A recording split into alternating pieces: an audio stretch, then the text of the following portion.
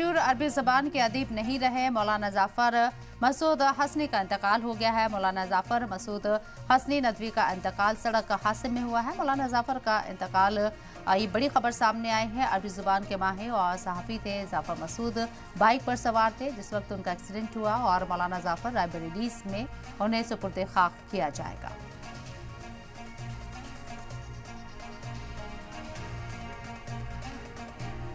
तो बड़ी खबर आपको बता रहे हैं यहाँ, मशहूर अरबी ज़बान के अदीब नहीं रहे मौलाना जाफ़र मसूद हसनी का इंतकाल हो गया है।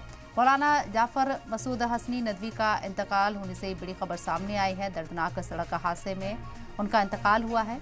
अरबी ज़बान के माहिर और सहाफ़ी थे जाफ़र मसूद, जो बाइक पर जब वो जा रहे थे जिस वक्त ये एक्सीडेंट हुआ। और साथ ही साथ आपको बता दें कि मौलाना जाफ़र को रायबरेली में यहाँ सुपुर्द खाक किया जाएगा।